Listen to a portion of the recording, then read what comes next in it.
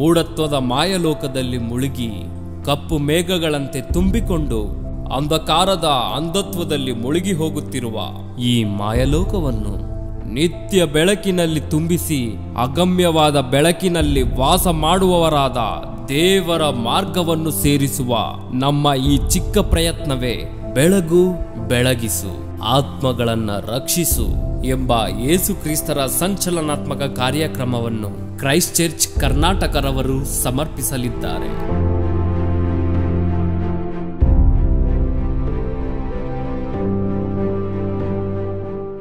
ಬೆಳಗು ಬೆಳಗಿಸು ಎಂಬ ಸಂಚಲನಾತ್ಮಕ ಕ್ರಿಸ್ತ ವಿಜ್ಞಾನ ಕಾರ್ಯಕ್ರಮವನ್ನು ವೀಕ್ಷಿಸುವಂಥ ಬಿಗ್ ಜೆ ಟಿ ವಿ ವೀಕ್ಷಕರೆಲ್ಲರಿಗೂ ಕರ್ತನು ಒಡೆಯನು ಪ್ರಪಂಚ ಮೋಕ್ಷ ಪ್ರದಾತನಾದ ಯೇಸು ಕ್ರಿಸ್ತರ ನಾಮದಲ್ಲಿ ಹೃತ್ಪೂರ್ವಕ ವಂದನೆಗಳನ್ನು ತಿಳಿಸ್ತಾ ಇದ್ದೇನೆ.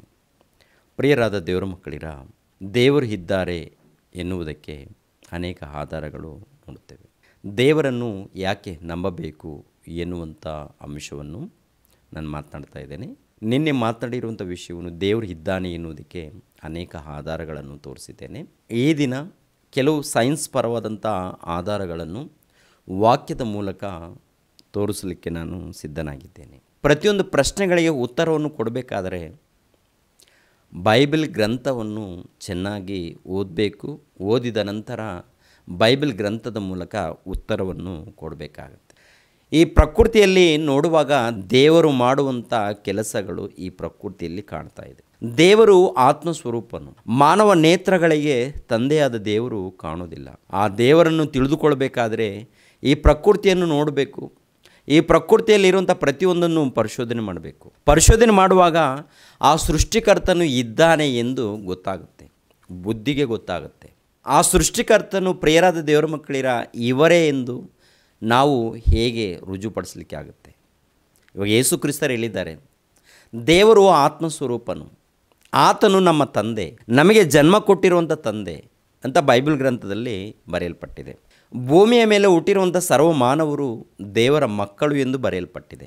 ಈ ಮಾತು ನಾವು ನಂಬಬೇಕಾದ್ರೆ ಸೈನ್ಸ್ ಸಂಬಂಧಪಟ್ಟಿರುವಂಥ ಆಧಾರಗಳನ್ನು ವಾಕ್ಯದ ಮೂಲಕ ತೋರಿಸ್ಕೊಡ್ತೀನಿ. ಯಾಕೆಂದರೆ ಬೈಬಲ್ ಗ್ರಂಥ ಸತ್ಯವೇದ ಗ್ರಂಥ ಎಂದು ರುಜುಪಡಿಸಲಿಕ್ಕೆ, ಈ ಸತ್ಯವೇದ ಗ್ರಂಥದಲ್ಲಿ ದೇವರ ಮಹಾಜ್ಞಾನವು ಬರೆಯಲ್ಪಟ್ಟಿದೆ ಎಂದು ರುಜುಪಡಿಸಲಿಕ್ಕೆ ಸೈನ್ಸ್ ಪರವಾದಂಥ ಆಧಾರಗಳನ್ನು ನಿಮ್ಮ ಮುಂದೆ ಈ ದಿನ ಇಡ್ತಾ ಇದ್ದೀನಿ. ನಾಸಾ ವಿಜ್ಞಾನಿಗಳು 1989ರಲ್ಲಿ ಒಂದು ವಿಷಯವನ್ನು ಪ್ರಪಂಚಕ್ಕೆ ಪರಿಚಯ ಮಾಡಿದ್ದಾರೆ. ಏನಂತ ನೋಡುವಾಗ ಈ ಸೃಷ್ಟಿ, ಈ ಜಗತ್ತನ್ನು ಕುರಿತು ಅವರು ಪರಿಶೋಧನೆ ಮಾಡಿ ಈ ವಿಶ್ವಕ್ಕೆ ಒಂದು ಸುದ್ದಿಯನ್ನು ಪ್ರಕಟಿಸಿದ್ದಾರೆ. ಈ ಜಗತ್ತು ಸುಮಾರು 1370 ಕೋಟಿ ವರ್ಷಗಳ ಹಿಂದೆ ಉಂಟಾಗಿದೆ. ದೊಡ್ಡದೊಂದು ಶಬ್ದ ಉಂಟಾಗಿದೆ. ಆ ಶಬ್ದ ಬರುವುದರಿಂದ ಆಕಾಶ, ಭೂಮಿ, ಪಂಚಭೂತಗಳು ಅಂದರೆ ನಕ್ಷತ್ರಗಳು, ಸೂರ್ಯನು, ಚಂದ್ರನು ಈ ರೀತಿ ವಿಕಾಸಗೊಂಡಿದೆ. ದೊಡ್ಡದೊಂದು ವಿಸ್ಫೋಟನ ಉಂಟಾಗಿರುವುದರಿಂದ ಸೂರ್ಯನು, ಚಂದ್ರನು, ನಕ್ಷತ್ರಗಳು, ಗ್ರಹಗಳು ಈ ರೀತಿ ವಿಕಾಸಗೊಂಡಿವೆ ಎಂದು ವಿಜ್ಞಾನಿಗಳು ಹೇಳಿದ್ದಾರೆ. 1989ರಲ್ಲಿ ಸುಮಾರು 30 ವರ್ಷಗಳು ಮಾತ್ರ ಆಗಿದೆ ಇವರು ಹೇಳಿರುವಂಥ ಮಾತು. ಅದಕ್ಕೆ ಬಿಗ್ ಬ್ಯಾಂಗ್ ಥಿಯರಿ ಎಂದು ಹೆಸರಿಟ್ಟಿದ್ದಾರೆ. ಇವರು ಹೇಳಿರುವಂಥ ಸಿದ್ಧಾಂತವನ್ನು ಒಂದು ಸಾರಿ ಗಮನಿಸ್ರಿ. ದೊಡ್ಡದೊಂದು ಶಬ್ದ ಉಂಟಾಯಿತು. ಆ ಶಬ್ದ ಉಂಟಾಗಿರುವುದರಿಂದ ಜಗತ್ತು ವಿಕಾಸಗೊಂಡಿದೆ ಎಂದು. ಸೂರ್ಯ, ಚಂದ್ರ, ನಕ್ಷತ್ರಗಳು, ಗ್ರಹಗಳು, ಭೂಮಿ ಈ ರೀತಿ ವಿಕಾಸಗೊಂಡಿದೆ ಎಂದು ಇವರು ವಿಜ್ಞಾನಿಗಳು ಹೇಳಿದ್ದಾರೆ. ಅದಕ್ಕೆ ಕಾರಣ ದೊಡ್ಡದೊಂದು ಶಬ್ದ ಬಂತು. ಆ ಶಬ್ದದ ಮೂಲಕ ಇಲ್ಲ ವಿಸ್ಫೋಟನ ಮೂಲಕ ವಿಕಾಸಗೊಂಡಿದೆ ಎಂದು ಇವರು ಹೇಳಿದ್ದಾರೆ. ಪ್ರಿಯರೇ ನೋಡಿ, ಇವರು ಹೇಳಿರುವಂಥ ಮಾತನ್ನು ನೀವು ನೆನಪಿನಲ್ಲಿಟ್ಕೊಳ್ಳಿ. ಸತ್ಯವೇದ ಗ್ರಂಥದಲ್ಲಿ ದೇವರು ಬರೆಸಿದ್ದಾರೆ. ಒಂದು ಸಾರಿ ಆ ಮಾತನ್ನು ನೋಡೋಣ. ಇಬ್ರಿಯರಿಗೆ ಬರೆದ ಪತ್ರಿಕೆ 11ನೇ ಅಧ್ಯಾಯ 3ನೇ ವಚನ. ಲೋಕಗಳು ದೇವರ ಮಾತಿನಿಂದ ನಿರ್ಮಿತವಾದವೆಂದು ನಂಬಿಕೆಯಿಂದಲೇ ನಾವು ತಿಳಿದುಕೊಂಡು ಕಾಣಿಸುವ ಈ ಜಗತ್ತು ದೃಶ್ಯ ವಸ್ತುಗಳಿಂದ ಉಂಟಾಗಲಿಲ್ಲವೆಂದು ಗ್ರಹಿಸುತ್ತೇವೆ. ಅಂದರೆ ನೋಡುವಂಥ ಈ ಜಗತ್ತಿದೆ ನೋಡಿ, ಸೂರ್ಯನನ್ನು ನೋಡ್ತಾ ಇದ್ದೀವಿ, ಚಂದ್ರನನ್ನು ನೋಡ್ತಾ ಇದ್ದೀವಿ, ಭೂಮಿಯನ್ನು ನೋಡ್ತಾ ಇದ್ದೀವಿ, ಸಮುದ್ರವನ್ನು ನೋಡ್ತಾ ಇದ್ದೀವಿ. ಟೋಟಲ್ ಈ ಜಗತ್ತಲ್ಲಿ ಏನೇನು ಕಾಣ್ತಾ ಇದೆಯೋ ಕಾಣುವಂಥ ಈ ಜಗತ್ತಿದೆ ನೋಡಿ, ಈ ಜಗತ್ತು ದೃಶ್ಯ ವಸ್ತುಗಳಿಂದ ಉಂಟಾಗಲಿಲ್ಲ. ದೃಶ್ಯ ವಸ್ತುಗಳಿಂದ ಅಂದರೆ ಮನೆ ಇದೆ, ಮನೆಯಲ್ಲಿ ಕಲ್ಲುಗಳಾಗಿರ್ಬೋದು, ರಾಡುಗಳಾಗಿರ್ಬೋದು, ಇಲ್ಲ ವಸ್ತುಗಳಾಗಿರ್ಬೋದು, ಇವೆಲ್ಲವೂ ಕೂಡ ಕಾಣುವಂಥ ಪದಾರ್ಥಗಳು, ಕಾಣುವಂಥ ವಸ್ತುಗಳು, ದೃಶ್ಯ ವಸ್ತುಗಳು. ದೃಶ್ಯ ವಸ್ತುಗಳಿಂದ ಇದು ಮನೆ ಉಂಟಾಗಿದೆ, ದೃಶ್ಯ ವಸ್ತುಗಳಿಂದ ಒಂದು ಭವನ ಉಂಟಾಗುತ್ತೆ, ದೃಶ್ಯ ವಸ್ತುಗಳಿಂದ ಒಂದು ಕಾರ್ ಆಗಿರ್ಬೋದು, ಒಂದು ಬೈಕ್ ಆಗಿರ್ಬೋದು, ಒಂದು ಬಸ್ ಆಗಿರ್ಬೋದು, ಒಂದು ನಾವೆ ಆಗಿರ್ಬೋದು, ಒಂದು ವಿಮಾನ ಆಗಿರ್ಬೋದು, ಟೋಟಲ್ ದೃಶ್ಯ ವಸ್ತುಗಳಿಂದ ಉಂಟಾಗುತ್ತೆ ಪ್ರಿಯ. ಆದರೆ ಈ ಜಗತ್ತು ದೇವರು ಉಂಟು ಮಾಡಬೇಕಾದ್ರೆ ದೃಶ್ಯ ವಸ್ತುಗಳಿಂದ ಉಂಟು ಮಾಡಿಲ್ಲ ಅಂತ ಬೈಬಲ್ ಗ್ರಂಥದಲ್ಲಿ ಬರೆಯಲ್ಪಟ್ಟಿದೆ. ಮತ್ತು ಹೇಗೆ ಉಂಟಾಗಿದೆ? ಮತ್ತೊಂದು ಸಾರಿ 3ನೇ ವಚನ, ಲೋಕಗಳು ದೇವರ ಮಾತಿನಿಂದ ನಿರ್ಮಿತವಾಗಿವೆ. ಲೋಕಗಳು, ಪ್ರಪಂಚ, ಜಗತ್ತು ಏನ್ರಿ, ಈಗ ನಾನು ಮಾತನಾಡ್ತಾ ಇದ್ದೀನಿ, ನಿಮಗೆ ಕೇಳಿಸುತ್ತಾ ಕಾಣಿಸುತ್ತಾ? ನಿಮಗೆ ಕೇಳಿಸ್ತಾ ಇದೆ. ಕೇಳಿಸುವಂಥದ್ದು ಕಣ್ಣಿಗೆ ಕಾಣಿಸ್ತಾ ಇದೆಯಾ? ದೃಶ್ಯವಾದದ್ದೆಂದರೆ ಕಣ್ಣಿಗೆ ಕಾಣಿಸುವಂಥದ್ದು. ಮಾತು ಕಣ್ಣಿಗೆ ಕಾಣಿಸ್ತಾ ಇದೆಯಾ? ಕಾಣಿಸ್ತಾ ಇಲ್ಲ. ಅದಕ್ಕೆ ಭಕ್ತರು ಹೇಳಿರುವಂಥ ಮಾತೇನೆಂದರೆ, ದೃಶ್ಯವಾದಂಥ ಪದಾರ್ಥಗಳಿಂದ ಉಂಟಾಗಿಲ್ಲ. ಕಾಣಿಸುವ ಈ ಜಗತ್ತು ದೃಶ್ಯ ವಸ್ತುಗಳಿಂದ ಉಂಟಾಗಲಿಲ್ಲ. ಮತ್ತೇನು? ಮಾತಿನಿಂದ. ವಿಜ್ಞಾನಿಗಳು ಏನಂತ ಹೇಳಿದ್ದಾರೆ? ದೊಡ್ಡದೊಂದು ಶಬ್ದ ಉಂಟಾಯಿತು, ಆ ಶಬ್ದದ ಮೂಲಕ ಜಗತ್ತು ವಿಕಾಸಗೊಂಡಿದೆ ಅಂತ ಹೇಳಿದರು. ಶಬ್ದದ ಮೂಲಕ ಜಗತ್ತು ಉಂಟಾಗಿದೆಯಾ? ದೊಡ್ಡದೊಂದು ಶಬ್ದ ಬಂತು, ಅದಕ್ಕೆ ಬಿಗ್ ಬ್ಯಾಂಗ್ ಥಿಯರಿ ಅಂತ ಹೇಳಿದ್ದಾರೆ ಪ್ರಿಯರಾದ ದೇವರ ಮಕ್ಕಳಿರ. 30 ವರ್ಷಗಳು ಮಾತ್ರವಾಗಿದೆ ನಾಸಾ ವಿಜ್ಞಾನಿಗಳು ಹೇಳಿರುವಂಥ ಮಾತು. ಆದರೆ 1ನೇ ಶತಮಾನದಲ್ಲಿ ದೇವರು ತನ್ನ ಗ್ರಂಥದಲ್ಲಿ ಬರೆಸಿದ್ದಾರೆ ತನ್ನ ಭಕ್ತಾದಿಗಳ ಮೂಲಕ. ಹೊಸ ಒಡಂಬಡಿಕೆ ಬರೆಯಲ್ಪಟ್ಟು 2000 ವರ್ಷಗಳಾಗಿದೆ. ಆ ಮಾತು ನೋಡುವಾಗ ಪ್ರಿಯರಾದ ದೇವರ ಮಕ್ಕಳಿರ, ಜಗತ್ತು, ನಾವು ನೋಡುವಂಥ ಈ ಜಗತ್ತು ದೇವರ ಮಾತಿನಿಂದ ಉಂಟಾಗಿ. ದೇವರ ಮಾತು ಕೇಳಿಸುತ್ತಾ ಕಾಣಿಸ್ತಾ? ದೇವರ ಮಾತು, ಶಬ್ದದ ಮೂಲಕ ಜಗತ್ತು ಉಂಟಾಗಿದೆ ಎಂದು 1ನೇ ಶತಮಾನದಲ್ಲಿ ಭಕ್ತರ ಮೂಲಕ ಬರೆಯಲ್ಪಟ್ಟಿದೆ. ಭೂಮಿ ಉಂಟಾಗಲಿ, ಆಕಾಶ ಉಂಟಾಗಲಿ, ಸೂರ್ಯನು, ಚಂದ್ರನು, ನಕ್ಷತ್ರಗಳು ಉಂಟಾಗಲಿ ಎಂದು ದೇವರ ಮಾತು ಹೇಳಿದಗೋಸ್ಕರ ಏನ್ರಿ ಜಗತ್ತು ಉಂಟಾಗಿದೆ. ಸೂರ್ಯನು ಉಂಟಾಗಿದ್ದಾನೆ, ಚಂದ್ರನು ಉಂಟಾಗಿದ್ದಾನೆ, ನಕ್ಷತ್ರಗಳು ಉಂಟಾಗಿವೆ, ಭೂಮಿ ಉಂಟಾಗಿದೆ. ಭೂಮಿಯಲ್ಲಿ ಗಿಡಗಳು, ಮರಗಳು, ಹೂಗಳು, 84 ಲಕ್ಷ ಜೀವರಾಶಿಗಳು ಇವೆಲ್ಲವೂ ಕೂಡ ದೇವರು ಮಾತಿನಿಂದ ಉಂಟು ಮಾಡಿದ್ದಾನೆ ಎನ್ನುವಂಥ ಮಾತುಗಳನ್ನು ವಾಕ್ಯದಲ್ಲಿ ನೋಡ್ತಾ ಇರ್ತೀವಿ. ಆದಿಕಾಂಡದಲ್ಲೇ ಆಗಿರ್ಬೋದು, ಇಲ್ಲ ಯೋಹಾನ್ ಬರೆದ ಸುವಾರ್ತೆಯಲ್ಲಿ ಆಗಿರ್ಬೋದು. ಏನ್ರಿ, ಈ ಕಾಣಿಸುವ ಜಗತ್ತು ಇದೆ ನೋಡಿ, ದೇವರು ತನ್ನ ಮಾತಿನ ಮೂಲಕ ಉಂಟು ಮಾಡಿದ್ದಾನೆ ಎಂದು. ಉಂಟು ಮಾಡಿದ್ದಾನಂತ ಇದೆಯಾ? ಇದೆ. ನಾಸಾ ವಿಜ್ಞಾನಿಗಳು ಯಾವಾಗ ಹೇಳಿದ್ದಾರೆ? ಮೊನ್ನೆ ಹೇಳಿದ್ದಾರೆ. ದೇವರು ಯಾವಾಗ ಹೇಳಿದ್ದಾರೆ? 1ನೇ ಶತಮಾನದಲ್ಲಿ ಹೇಳಿದ್ದಾರೆ. ಪ್ರಪಂಚವು ಯಾರ ಮಾತನ್ನು ನಂಬ್ತಾ ಇದೆ ಅಂತ ನೋಡುವಾಗ ವಿಜ್ಞಾನಿಗಳು ಹೇಳುವಂಥ ಮಾತುಗಳನ್ನು ನಂಬಿಕೊಂಡು ಕುಳಿತುಕೊಂಡಿದೆ ವಿನಃ ದೇವರು ಹೇಳಿರುವಂಥ ಮಾತನ್ನು ನಂಬ್ತಾ ಇಲ್ಲ. ವಿಜ್ಞಾನಿಗಳು ಪರಿಶೋಧನೆ ಮಾಡಿದ ನಂತರ ಅದು ಸೈನ್ಸು, ಅಂದರೆ ಶಾಸ್ತ್ರಜ್ಞರು ಹೇಳಿದ್ದಾರೆ ಅಂತ ಅವರನ್ನು ಹೊಗಳ್ತಾರೆ ಈ ಸಮಾಜ. ಆದರೆ ಉಚಿತವಾಗಿ ಹೇಳಿದ್ದಾರೆ ದೇವರು, ಉಚಿತವಾಗಿ ಹೇಳಿರುವಂಥ ಈ ಮಾತುಗಳನ್ನು ಕುರಿತು ಏನಂತ ಹೇಳಿದ್ದಾರೆ ಸಮಾಜ? ಏನಂತ ಮುದ್ರೆ ಹಾಕಿದ್ದಾರೆ? ಇದು ಒಂದು ಮತಕ್ಕೆ ಸಂಬಂಧಪಟ್ಟಿದೆ, ಒಂದು ಕುಲಕ್ಕೆ ಸಂಬಂಧಪಟ್ಟಿದೆ, ಒಂದು ದೇಶಕ್ಕೆ ಸಂಬಂಧಪಟ್ಟಿದೆ, ಒಂದು ಜಾತಿಗೆ ಸಂಬಂಧಪಟ್ಟಿದೆ ಎಂದು ಮುದ್ರೆ ಹಾಕಿದ್ದಾರೆ. ವಿಜ್ಞಾನಿಗಳು ಏನಾದರೂ ಹೇಳಿದ್ರೆ ಅದು ಸೈನ್ಸು, ಅದು ಶಾಸ್ತ್ರಜ್ಞರು ಹೇಳಿರುವಂಥ ಮಾತುಗಳು ಅಂತ ಹೇಳಿ ಅವ್ರಿಗೆ ಉನ್ನತ ಸ್ಥಾನ ಕೊಟ್ಟಿದೆ. ಬೈಬಲ್ಗೆ ಮತವೆಂದು ಮುದ್ರೆ ಹಾಕಿದೆ ಈ ಮಾನವ ಸಮಾಜ. ಒಂದ್ಸಾರಿ ಯೋಚನೆ ಮಾಡಿ ಪ್ರಿಯರಾದ ದೇವರ ಮಕ್ಕಳಿರ, ಕೊನೆ ದಿನಗಳಲ್ಲಿದ್ದೇವೆ. ಯಾವುದು ನಿಜ, ಯಾವುದು ಸುಳ್ಳು, ಯಾವುದನ್ನು ನಂಬಬೇಕು, ಯಾವುದನ್ನು ಪಾಲಿಸಬೇಕು ಎಂದು ಪ್ರತಿಯೊಬ್ಬರು ಅರ್ಥ ಮಾಡಿಕೊಂಡು ಜೀವಿಸಬೇಕಾಗುತ್ತೆ. ಇನ್ನು ಅನೇಕ ವಿಷಯಗಳನ್ನು ತೋರಿಸ್ತೇನೆ ಪ್ರಿಯರೇ. ಸರ್ ಐಸಕ್ ನ್ಯೂಟನ್ ಇದ್ದಾರಲ್ವ, 1648ರಲ್ಲಿ ಸರ್ ಐಸಕ್ ನ್ಯೂಟನ್ರವರು ಏನಂತ ಪ್ರಪಂಚಕ್ಕೆ ಪರಿಚಯ ಮಾಡಿದಾರಂತ ನೋಡುವಾಗ ಈ ಭೂಮಂಡಲ, ಈ ಭೂಗೋಳ ಶೂನ್ಯದಲ್ಲಿ ತೂಗುತ್ತಾ ಇದೆ ಅಂತ ಹೇಳಿದರು. ಯಾವಾಗ ಹೇಳಿದಾರಂತ ನೋಡುವಾಗ ಕ್ರಿಸ್ತ ಶಕ 1648ರಲ್ಲಿ. ಯಾರು? ಸರ್ ಐಸಕ್ ನ್ಯೂಟನ್ರವರು. ಆದರೆ ಬೈಬಲ್ ಗ್ರಂಥದಲ್ಲಿ ಕ್ರಿಸ್ತ ಪೂರ್ವ ಯೋಬ ಗ್ರಂಥ ಎನ್ನುವಂಥ ಗ್ರಂಥ ಬರೆಯಲ್ಪಟ್ಟಿದೆ ರೀ. ಆ ಗ್ರಂಥದಲ್ಲಿ ಏನೆಂದು ಬರೆಯಲ್ಪಟ್ಟಿದೆಯೋ ಒಂದು ಸಾರಿ ಪ್ರಿಯರಾದ ದೇವರ ಮಕ್ಕಳಿರ ವಾಕ್ಯದ ಮೂಲಕ ನಾವು ನೋಡೋಣ.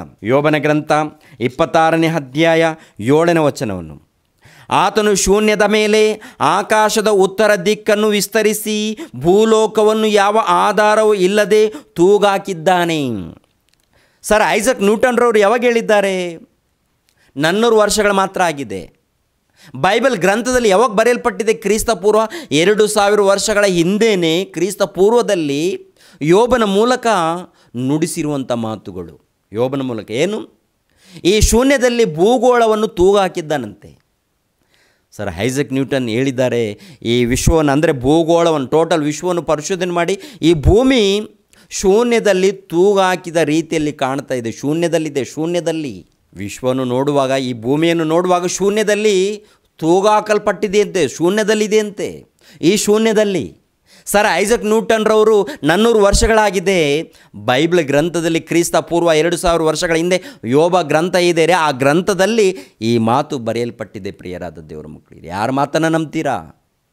ಸರ್ ಐಸಕ್ ನ್ಯೂಟನ್ರವರು ಹೇಳಿದಗೋಸ್ಕರ ಇದು ವಿಜ್ಞಾನ ಅಂತ ಹೇಳ್ತೀರಾ? ಬೈಬಲಲ್ಲಿ ಬರೆಯಲ್ಪಟ್ಟಿದೆ ಅಲ್ವಾ, ಕ್ರಿಸ್ತ ಪೂರ್ವದಲ್ಲೇ ಬರೆಯಲ್ಪಟ್ಟಿದೆ. ಇನ್ನೊಂದು ಮಾತನ್ನು ನೋಡೋಣ ಪ್ರಿಯರಾದ ದೇವರ ಮಕ್ಕಳಿರ. ನಿಕೋಲಸ್ ಕೊಪರ್ನಿಕಸ್ ಎಲ್ಲರಿಗೂ ಗೊತ್ತಿರುವಂಥ ವಿಷಯ. ನಿಕೋಲಸ್ ಕೊಪರ್ನಿಕಸ್ ಎಂಬುವಂಥ ವಿಜ್ಞಾನಿ ನಿಮ್ಗೆ ಗೊತ್ತು. ಇವರು ಕ್ರಿಸ್ತ ಶಕ 1543ರಲ್ಲಿ ಏನಂತ ಹೇಳಿದಾರಂತ ನೋಡುವಾಗ, ಭೂಮಿ ಕದಲುತ್ತಾ ಇದೆ, ಈ ಶೂನ್ಯದಲ್ಲಿ ಭೂಮಿ ಕದಲ್ತಾ ಇದೆ, ಇದ್ದ ಸ್ಥಳದಲ್ಲಿ ಕದಲ್ತಾ ಇದೆ ಅಂತ ಹೇಳಿದ್ದಾರೆ ಪ್ರಿಯರೇ. ಯಾರು? ನಿಕೋಲಸ್ ಕೊಪರ್ನಿಕಸ್ ಎಂಬುವಂಥ ವಿಜ್ಞಾನಿಗಳು. ಈ ಶೂನ್ಯದಲ್ಲಿ ಭೂಮಿ ಕದಲುತ್ತಾ ಇದೆ ಅಂತ ಹೇಳಿದಾರ. ಈ ಮಾತು ಬೈಬಲ್ ಗ್ರಂಥದಲ್ಲಿ ಎಲ್ಲಿರುತ್ತಂತ ನೋಡುವಾಗ, ಯೋಬನ ಗ್ರಂಥ 9ನೇ ಅಧ್ಯಾಯ 6ನೇ ವಚನವನ್ನು ನೋಡೋಣ ಪ್ರಿಯರೇ. 6ನೇ ವಚನ, ಯೋಬನ ಗ್ರಂಥ 9ನೇ ಅಧ್ಯಾಯ 6ನೇ ವಚನ. ಭೂಲೋಕವನ್ನು ಸ್ಥಳದೊಳಗಿಂದ ಕದಲಿಸಿ, ಭೂಮಂಡಲವನ್ನು ಅಂದರೆ ಭೂಮಂಡಲವನ್ನು ಈ ಶೂನ್ಯದಲ್ಲಿ ಕದಲಿಸ್ತಾ ಇದ್ದಾನೆ. ನಿಕೋಲಸ್ ಕೊಪರ್ನಿಕಸ್ ಯಾವಾಗ ಹೇಳಿದ್ದಾರೆ? 1543ರಲ್ಲಿ, ಕ್ರಿಸ್ತ ಶಕ 1543ರಲ್ಲಿ ಈ ಶೂನ್ಯದಲ್ಲಿ ಭೂಮಿ ಕದಲ್ತಾ ಇದೆ ಎಂದು ನಿಕೋಲಸ್ ಕೊಪರ್ನಿಕಸ್ ಹೇಳಿದರು. ಇವರು ಹೇಳಿ ಕೇವಲ 500 ವರ್ಷಗಳು ಮಾತ್ರವಾಗಿದೆ. ಆದರೆ ತಂದೆಯಾದ ದೇವರು ಯೋಬನ ಮೂಲಕ ಕ್ರಿಸ್ತ ಪೂರ್ವ 2000 ವರ್ಷಗಳ ಹಿಂದೆಯೇ ಹೇಳಿದ್ದಾರೆ.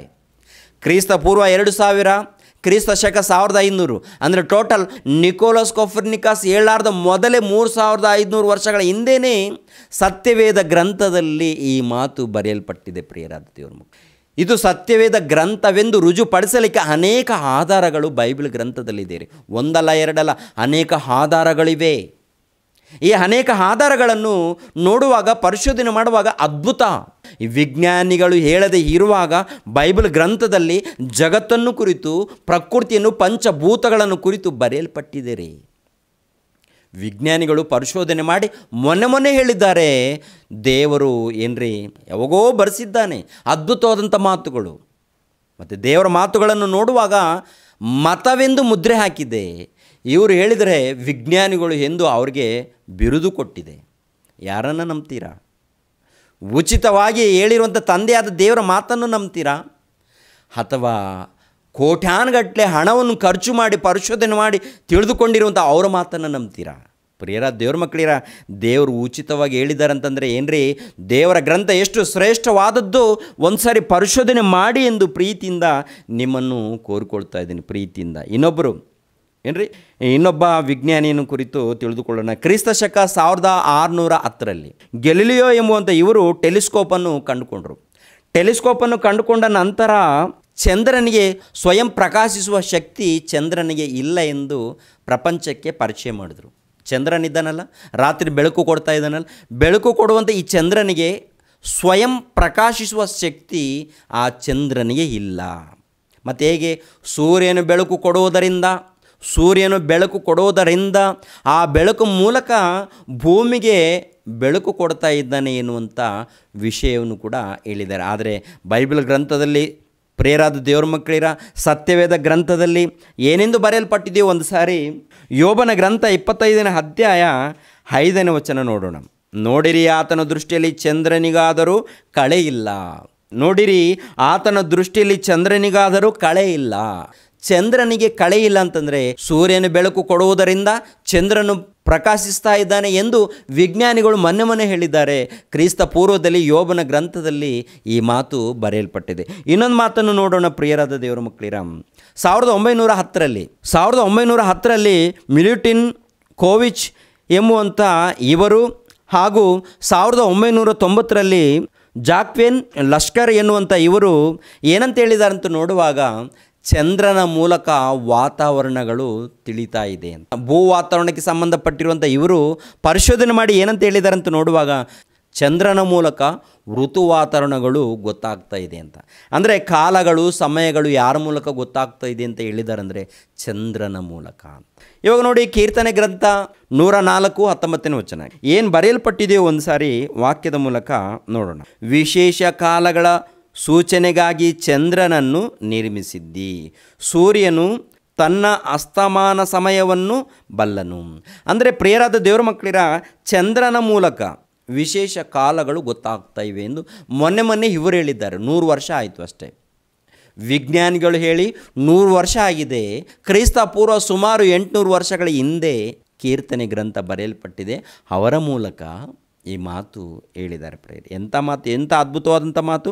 ವಿಶೇಷ ಕಾಲಗಳ ಸೂಚನೆಗಾಗಿ ಚಂದ್ರನನ್ನು ನಿರ್ಮಿಸಿದ್ದಾನೆ ದೇವರು. ಚಂದ್ರನನ್ನು ಅಂದರೆ ಚಂದ್ರನ ಮೂಲಕ ವಿಶೇಷ ಕಾಲಗಳು, ಹುಣ್ಣಿಮೆ, ಅಮಾವಾಸ್ಯೆ, ಇನ್ನು ಅನೇಕ ವಿಶೇಷ ಕಾಲಗಳಿದೆ ಅಲ್ವಾ. ಈ ವಿಶೇಷ ಕಾಲಗಳನ್ನು ಯಾರ ಮೂಲಕ ಗೊತ್ತಾಗ್ತಿದೆ ಅಂತ ನೋಡುವಾಗ ಚಂದ್ರನ ಮೂಲಕ ವಿಜ್ಞಾನಿಗಳು ಪರಿಶೋಧನೆ ಮಾಡಿ ಮೊನ್ನೆ ಹೇಳಿದ್ದಾರೆ. ದೇವರು ಕ್ರಿಸ್ತ ಪೂರ್ವದಲ್ಲಿ ಯಾವಾಗೋ ಈ ಮಾತನ್ನು ಹೇಳಿದ್ದಾರೆ. ಇನ್ನೊಂದು ಮಾತನ್ನು ಕೂಡ ನೋಡೋಣ ಪ್ರಿಯರಾದ ದೇವರ ಮಕ್ಕಳಿರ. ಕ್ರಿಸ್ತ ಶಕ 1978ರಲ್ಲಿ ಕ್ರಿಸ್ತ ಶಕ 1978ರಲ್ಲಿ ಭೂಗರ್ಭಶಾಸ್ತ್ರಜ್ಞರು ಹೇಳಿರುವಂಥ ಮಾತಿನಂತೂ ನೋಡುವಾಗ ಭೂಮಿಯ ಅಂತರ್ಭಾಗದಲ್ಲಿ ಹೋಗುವಾಗ ಭಯಂಕರವಾದಂಥ ಉಷ್ಣಾಂಶ ಇದೆ ಅಂತ ಹೇಳಿದ್ದಾರೆ. ಭೂಮಿಯ ಅಂತರ್ಭಾಗದಲ್ಲಿ ಹೋಗುವಾಗ ತಳಭಾಗದಲ್ಲಿ ಭಯಂಕರವಾದಂಥ ಬೆಂಕಿ ಇದೆ ಅಂತ ಹೇಳಿದ್ದಾರೆ. ದೇವರು ಏನಂತ ಬರೆಸಿದ್ದಾರೋ ಒಂದು ಸಾರಿ ಏನ್ರಿ, ಯೋಬನ ಗ್ರಂಥ 28ನೇ ಅಧ್ಯಾಯ 5ನೇ ವಚನ. ಭೂಮಿಯು ಅನ್ನವನ್ನು ಕೊಡುವುದು, ಅದರ ಕೆಳಭಾಗವು ಬೆಂಕಿ ಬಿದ್ದಂತೆ ಹಾಳಾಗಿರುವುದು. ಅದರ ಕೆಳಭಾಗವು ಅಂದರೆ ಅಂತರ್ಭಾಗದಲ್ಲಿ, ಭೂಗರ್ಭದಲ್ಲಿ ಭಯಂಕರವಾದಂಥ ಬೆಂಕಿ ಇದೆ ಎಂದು ಕ್ರಿಸ್ತ ಪೂರ್ವ ಸುಮಾರು 2000 ವರ್ಷಗಳ ಹಿಂದೆ ಈ ಮಾತು ಬರೆಯಲ್ಪಟ್ಟಿದೆ. ಪ್ರಿಯರಾದ ದೇವರ ಮಕ್ಕಳಿರ, ಯಾರ ಮಾತನ್ನು ನಂಬ್ತೀರಾ? ಒಂದು ಸರಿ ಯೋಚನೆ ಮಾಡಿ. ವಿಜ್ಞಾನಿಗಳು ಹೇಳಿರುವಂಥ ಮಾತನ್ನು ನಂಬ್ತೀರಾ? ವಿಜ್ಞಾನಿಗಳು ಹೇಳದೆ ಇರುವಾಗ ದೇವರು ಹೇಳಿದ್ದಾರಲ್ಲ, ಅವ್ರ ಮಾತನ್ನು ನಂಬ್ತೀರಾ? ದೇವರ ಮಾತಿಗೇನು ಮತ ಅಂತ ಹೇಳಿಬಿಟ್ಟಿದ್ದಾರೆ.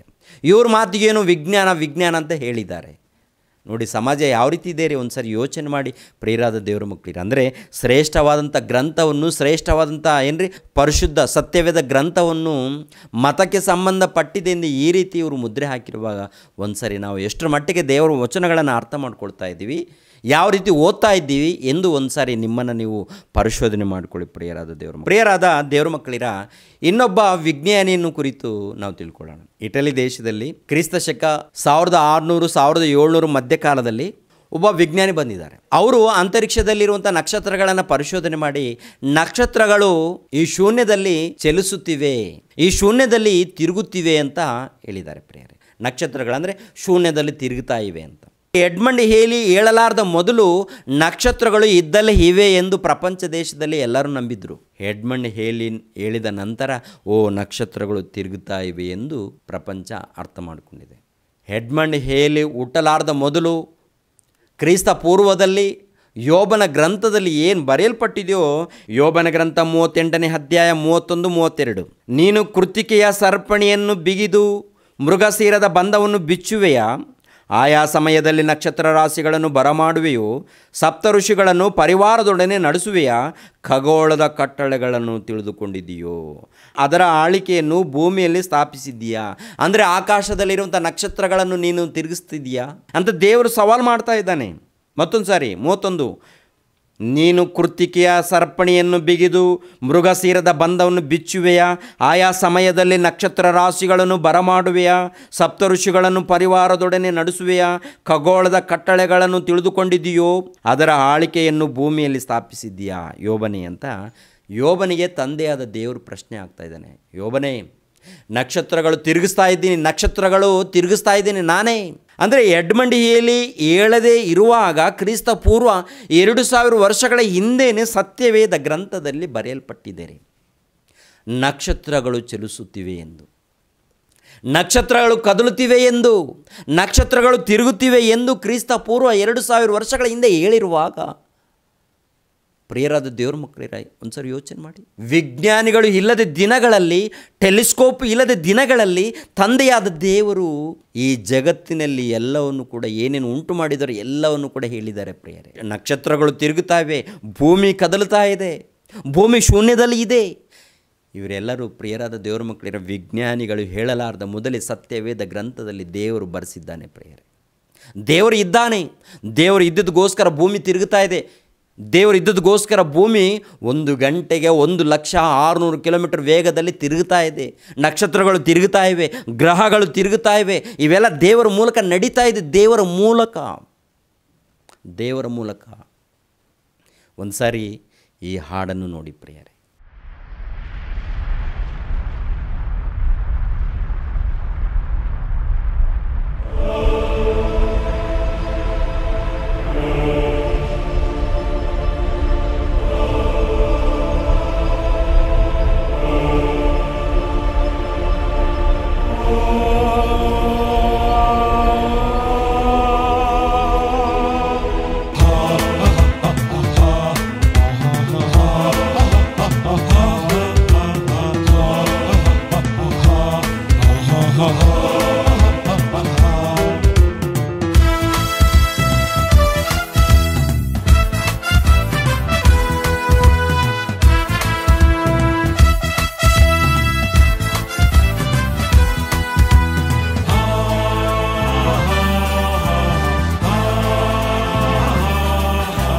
ದೇವರೇ ಇಲ್ಲದೇನೆ ಶೂನ್ಯದಲ್ಲಿ ಏನು ನಿಲ್ಲದು.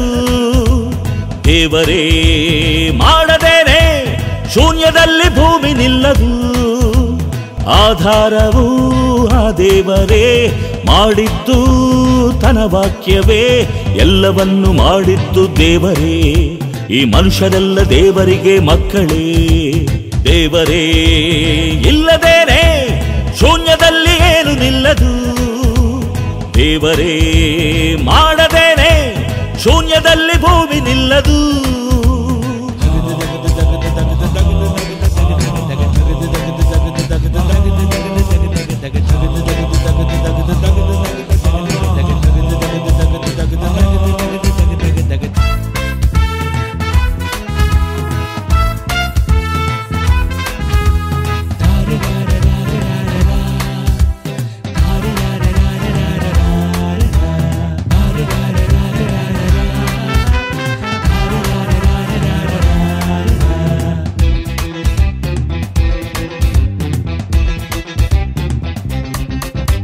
ಸೃಷ್ಟಿಕರ್ತ ಖಂಡಿತವಾಗಿರುತ್ತಾನೆ.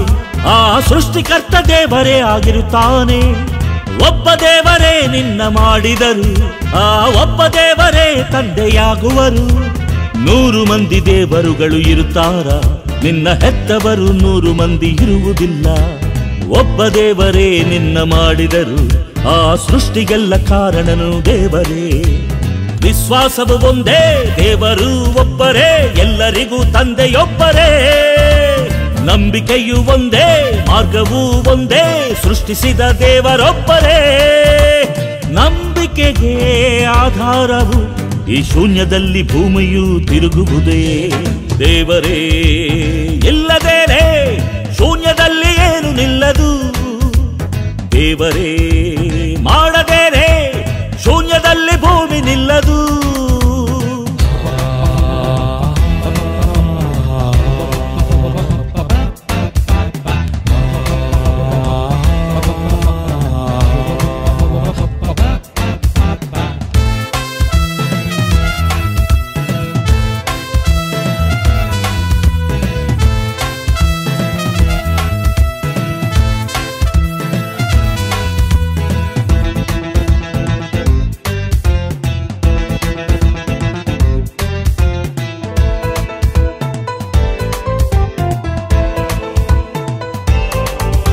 ಕುಟುಂಬದಲ್ಲಿ ಮಕ್ಕಳೆಷ್ಟೋ ಇರುತ್ತಾರೆ, ಆ ಮಕ್ಕಳಿಗೆ ಒಬ್ಬ ತಂದೆ ಇರುತ್ತಾನೆ. ಕುಟುಂಬದಲ್ಲಿ ಮಕ್ಕಳೆಷ್ಟೋ ಇರುತ್ತಾರೆ, ಆ ಮಕ್ಕಳಿಗೆ ಒಬ್ಬ ತಂದೆ ಇರುತ್ತಾನೆ. ತಂದೆಯರು ಇರುವರೆಂದು ಹೇಳರು, ತಮ್ಮ ತಂದೆಯನ್ನು ಮಕ್ಕಳು ಬದಲಿಸರು. ತಂದೆಯರು ಇರುವರೆಂದು ಹೇಳರು, ಯಾವ ಮಕ್ಕಳು ತಂದೆಯನ್ನು ಬದಲಿಸರು. ಕುಟುಂಬಕ್ಕೆ ಒಬ್ಬರೇ, ಮೊದಲ ನರನಿಗೊಬ್ಬರೇ, ಎಲ್ಲರಿಗೂ ತಂದೆಯೊಬ್ಬರೇ. ಹೆತ್ತ ತಾಯಿಯೊಬ್ಬಳೇ, ಹೆತ್ತ ತಂದೆಯೊಬ್ಬನೇ, ಸರ್ವರಿಗೂ ದೇವರೊಬ್ಬರೇ. ನಂಬಬೇಕು ನಾವೆಲ್ಲರೂ, ಒಬ್ಬ ದೇವರೇ ನಮಗೆಲ್ಲ ತಂದೆಯೆಂದು. ದೇವರೇ ಇಲ್ಲದೇನೆ ಶೂನ್ಯದಲ್ಲಿ ಏನು ನಿಲ್ಲದು. ದೇವರೇ ಮಾಡದೇನೆ ಶೂನ್ಯದಲ್ಲಿ ಭೂಮಿ ನಿಲ್ಲದು. ಆಧಾರವೂ ಆ ದೇವರೇ, ಮಾಡಿದ್ದು ತನ್ನ ವಾಕ್ಯವೇ, ಎಲ್ಲವನ್ನು ಮಾಡಿದ್ದು ದೇವರೇ. ಈ ಮನುಷ್ಯರೆಲ್ಲ ದೇವರಿಗೆ ಮಕ್ಕಳೇ. ದೇವರೇ ಇಲ್ಲದೇನೆ ಶೂನ್ಯದಲ್ಲಿ ಏನು ನಿಲ್ಲದು. ದೇವರೇ ಮಾಡದೇನೆ ಶೂನ್ಯದಲ್ಲಿ ಭೂಮಿ ನಿಲ್ಲದು. ನೋಡ್ತಾರ ಪ್ರಿಯರೇ, ಎಷ್ಟು ಅದ್ಭುತವಾದಂಥ ಹಾಡು. ಭೂಮಿಯ ಮೇಲೆ ಹುಟ್ಟಿರುವಂಥ ಸರ್ವ ಮಾನವರಿಗೋಸ್ಕರ ಈ ಜಗತ್ತನ್ನು ಉಂಟು ಮಾಡಿದ್ದಾನೆ, ಈ ಜಗತ್ತನ್ನು ನಡೆಸ್ತಾ ಇದ್ದಾನೆ, ತಿರುಗಿಸ್ತಾ ಇದ್ದಾನೆ. ಏನ್ರಿ, ಆತನನ್ನು ಕುರಿತು ನಾವು ಅರ್ಥ ಮಾಡ್ಕೊಳ್ತಾ ಇದ್ದೀವಿ, ದೇವರನ್ನು ಕುರಿತು ಯೋಚನೆ ಮಾಡ್ತಾ ಇದ್ದೀವಿ ಅಂತ ನೋಡುವಾಗ ಯಾರು ಯೋಚನೆ ಮಾಡ್ತಾ ಇದ್ದಾರೆ? ಇನ್ನು ಉಳಿದಿರುವಂಥ ಭಾಗವನ್ನು ಮುಂದಿನ ಭಾಗದಲ್ಲಿ ನಾನು ಮಾತನಾಡುತ್ತೇನೆ. ಎಲ್ಲರ ಕಣ್ಣುಗಳ ಮುಚ್ಚಿ ಪ್ರಾರ್ಥನೆ ಮಾಡೋಣ. ಸರ್ವಲೋಕವನ್ನು ಉಂಟು ಮಾಡಿರುವಂಥ ತಂದೆಯಾದ ದೇವರೇ, ವಂದನೆಗಳು, ಸ್ತೋತ್ರಗಳು ತಂದೆ. ಬಿಗ್ ಜೆ ಟಿ ವಿ ಕಾರ್ಯಕ್ರಮದ ಮೂಲಕ ಎಷ್ಟು ಮಂದಿ ನಿಮ್ಮ ಮಾತುಗಳನ್ನು ತಿಳ್ಕೊಂಡಿದ್ದಾರೋ ಎಲ್ಲರನ್ನು ಹೆಸರುಗಳಿಂದ ಆಶೀರ್ವದಿಸಿ, ಎಲ್ಲರ ಕುಟುಂಬಕ್ಕೆ ನೆಮ್ಮದಿ, ಶಾಂತಿ, ಸಮಾಧಾನವನ್ನು ಕೊಡಿ. ಪ್ರತಿಯೊಬ್ಬರು ನಿಮ್ಮ ವಾಕ್ಯಗಳನ್ನು ಅರ್ಥ ಮಾಡಿಕೊಂಡು ಈ ಲೋಕದಲ್ಲಿ ಭಕ್ತಿಯಿಂದ ಜೀವಿಸಿ, ನಿಮ್ಮನ್ನು ಘನಪಡಿಸಿ, ಮಹಿಮೆಪಡಿಸಿ, ಆತ್ಮೀಯ ರೀತಿಯಲ್ಲಿ ಸತ್ಯಕ್ಕೆ ತಕ್ಕ ಹಾಗೆ ನಿಮ್ಮನ್ನು ಆರಾಧಿಸಿ, ನಿಮ್ಮ ಸೇವೆ ಮಾಡಿ ಈ ಜೀವಿತ ಕಾಲವನ್ನು ಮುಗಿಸಿಕೊಂಡು ನೀವಿರುವಂಥ ಪರಲೋಕವನ್ನು ಪಡೆದುಕೊಳ್ಳೋದಕ್ಕೆ ಸಹಾಯ ಮಾಡಿ. ಅದೇ ರೀತಿಯಲ್ಲಿ ತಂದೆಯಾದ ದೇವರ ಈ ಕಾರ್ಯಕ್ರಮದ ನಿಮಿತ್ತವಾಗಿ ಕಷ್ಟಪಟ್ಟಿರುವಂಥ ನಿಮ್ಮ ಮಗಳಿಗೋಸ್ಕರ ಪ್ರಾರ್ಥಿಸ್ತಾ ಇದ್ದೀನಿ. ಆ ಮಗಳನ್ನು, ಆ ಮಗಳ ಕುಟುಂಬವನ್ನು ಆಶೀರ್ವದಿಸಿ, ಕಾಪಾಡಿ, ನಡೆಸಿ. ಯೇಸು ಪವಿತ್ರ ನಾಮದಲ್ಲಿ ಬೇಡ್ತಾ ಇದ್ದೀನಪ್ಪ ತಂದೆಯೇ, ಆಮೆನ್. ಕರ್ತನಲ್ಲಿ ಪ್ರಿಯ ಸಹೋದರ ಸಹೋದರಿಯರೇ, ಬೆಳಗು ಬೆಳಗಿಸು ಎಂಬ ಕಾರ್ಯಕ್ರಮವನ್ನು ವೀಕ್ಷಿಸುತ್ತಿರುವ ವೀಕ್ಷಕರೆಲ್ಲರಿಗೂ ಮುಖ್ಯ ಪ್ರಕಟಣೆ. ಪ್ರತಿ ಭಾನುವಾರ, ಪ್ರತಿ ಸೋಮವಾರ ಹಾಗೂ ಪ್ರತಿ ಬುಧವಾರ ರಾತ್ರಿ 8:30ರಿಂದ 9ರವರೆಗೆ ಬೆಳಗು ಬೆಳಗಿಸು ಎಂಬ ಕಾರ್ಯಕ್ರಮವನ್ನು ವೀಕ್ಷಿಸಿರಿ. ಈ ಕಾರ್ಯಕ್ರಮದಲ್ಲಿ ದೈವ ಸಂದೇಶಕರಾದ ಸಿ ರಾಮೋರವರು ದೈವ ಸಂದೇಶವನ್ನು ತಿಳಿಸಲಿದ್ದಾರೆ. ಇನ್ನೂ ಅನೇಕ ವಿಡಿಯೋಗಳನ್ನು ವೀಕ್ಷಿಸಲು ಜಯಶಾಲಿ ಕನ್ನಡ ಕ್ರಿಶ್ಚಿಯನ್ ಯೂಟ್ಯೂಬ್ ಚಾನೆಲ್ ಅನ್ನು ವೀಕ್ಷಿಸಿರಿ. ಹಾಗೂ ಸಿ ರಾಮುರವರ 30 ವಿಡಿಯೋ ಪ್ರಸಂಗಗಳು ಮತ್ತು 15 ವಿಡಿಯೋ ಹಾಡುಗಳು ಪೆನ್ ಡ್ರೈವ್ ಮೂಲಕ ಲಭಿಸುತ್ತದೆ. ಪ್ರಾರ್ಥನೆಗಾಗಿ ಸಂಪರ್ಕಿಸಿ. ನಮ್ಮ ಕಾಂಟ್ಯಾಕ್ಟ್ ನಂಬರ್ 7337738580. ವಂದನೆಗಳು.